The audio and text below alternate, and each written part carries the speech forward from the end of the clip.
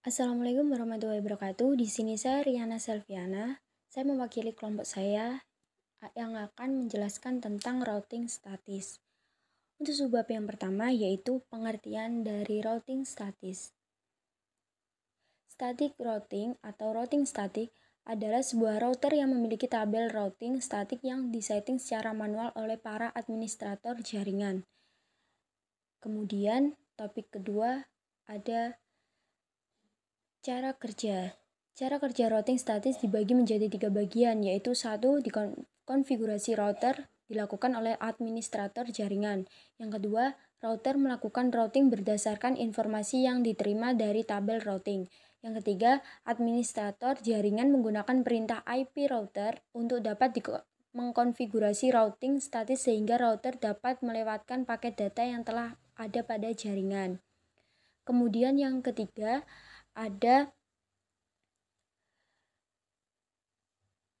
kelebihan. Dengan menggunakan routing statis dapat meringankan kinerja proses router. Yang kedua, mengurangi kebutuhan bandwidth karena tidak ada bandwidth yang digunakan untuk pertukaran informasi dari tabel routing saat terjadi pengiriman paket. Yang ketiga, routing statis lebih aman dibandingkan routing dinamis karena routing statis hanya mengandung informasi yang telah dimasukkan secara manual. Routing statis tidak rentan dari segala usaha hacker untuk melakukan spoof dengan tujuan membaca traffic jaringan.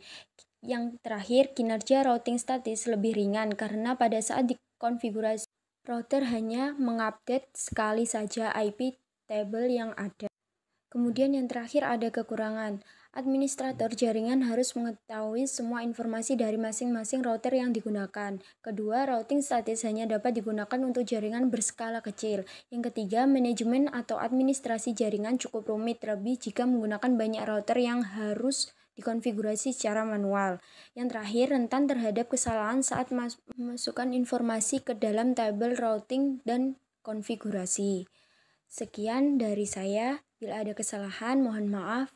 Wassalamualaikum warahmatullahi wabarakatuh.